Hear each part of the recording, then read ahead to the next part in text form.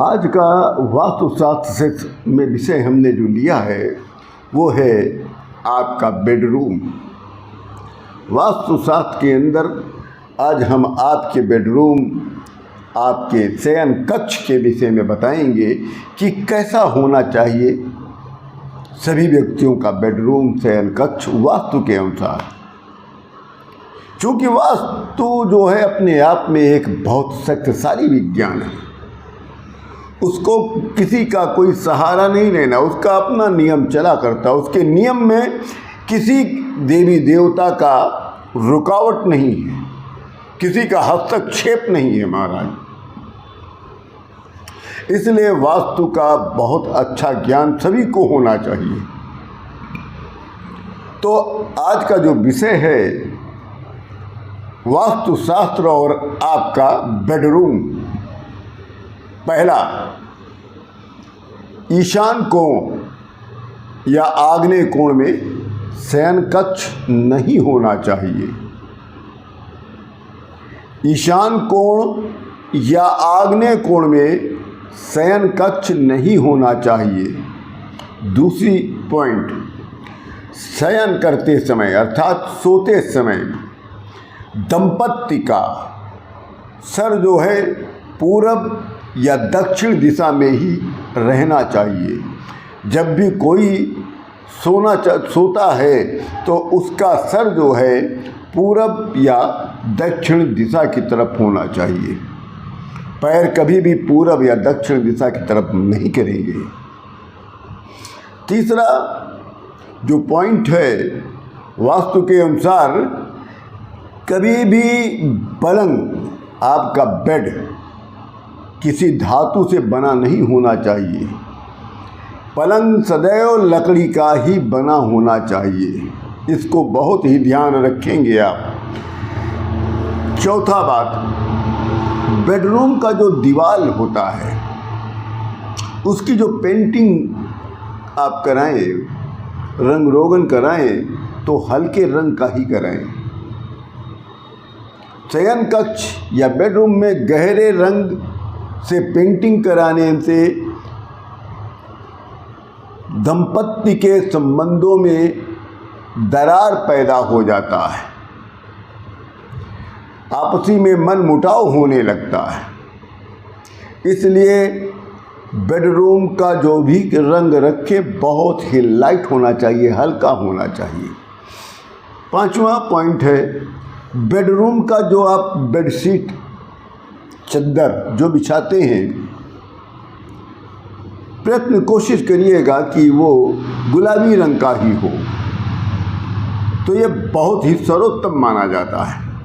और ख़ासकर जो नए शादीशुदा व्यक्ति होते हैं, दंपत्ति होते हैं, उनका चद्दर हमेशा गुलाबी रंग का होना चाहिए। छठवां जो पॉइंट है, शयन कक्ष में पलंग नैऋत्य कोण दक्षिण या पश्चिम में रखना ही उचित बताया गया है। गलत दिशा और दशा रिश्तों में दरार पैदा करती है। इसलिए हमेशा आप अपने बेडरूम में जो पलंग रखेंगे नैऋत्य कोण अर्थात दक्षिण या पश्चिम की तरफ आप रखिए। सातवां जो हमारा पॉइंट है, पति पत्नी को अलग अलग गद्दे या तकिया नहीं रखना चाहिए। अगर बहुत से लोगों में देखा है कि डबल बेड है तो उसमें डबल बेड में 2 गद्दे बिछाएं आप। ये वास्तु के अनुसार बहुत ही अनुचित है।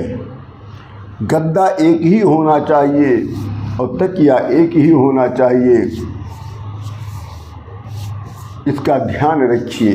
तो कभी जब एक रहेगा गद्दा और तकिया तो पति पत्नी में कभी भी दरार नहीं पैदा होगा और दोनों के रिश्तों में ज़्यादा मिठास होगा और कोई इन लोगों को बीमारी भी नहीं होगी। आठवां जो पॉइंट है, शयन कक्ष में प्रेम करते हुए पक्षियों की आप तस्वीर या सीनरी आप लगा सकते हैं।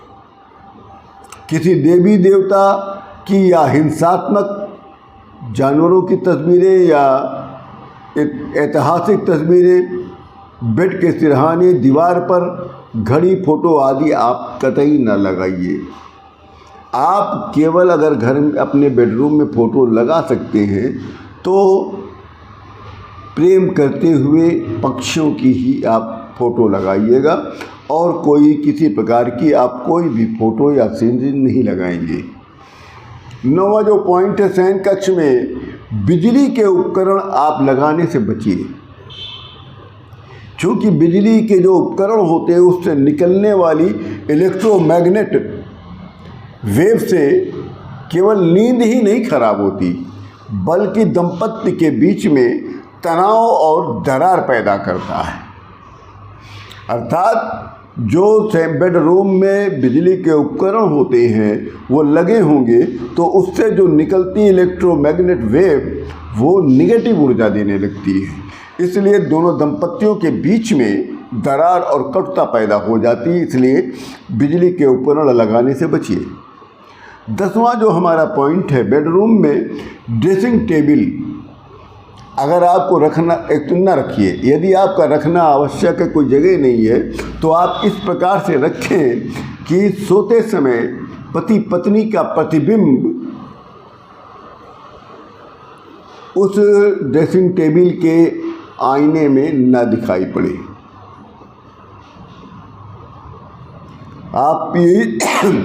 आप ऐसे भी समझ लीजिए कि बेडरूम में किसी प्रकार का कोई भी शीशा दीवार पर इस तरह से नहीं होना चाहिए कि जिससे आपकी उसमें तस्वीर दिखने लग जाए।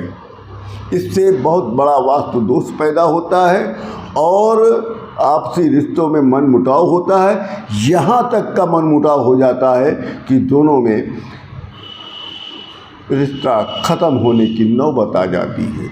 इसलिए बेडरूम में कभी भी शीशा लगाने की कोशिश मत करिए, न ड्रेसिंग टेबल रखिए। हम अब आपको 11वां आखिरी पॉइंट बताते हैं। अगर आप शीशा नहीं हटा सकते, ड्रेसिंग टेबल नहीं हटा सकते या टीवी रखा है तो वो भी नहीं हटा सकते हैं, तो आप क्या करिए कि सोते समय एक चादर से इसको ढक दीजिए, तब आपके ये वास्तु दोष समाप्त हो जाएगा। इसी के साथ हम आप सभी लोगों को अयोध्या से श्री योगी प्रमोद जी महाराज सादर प्रणाम करते हैं।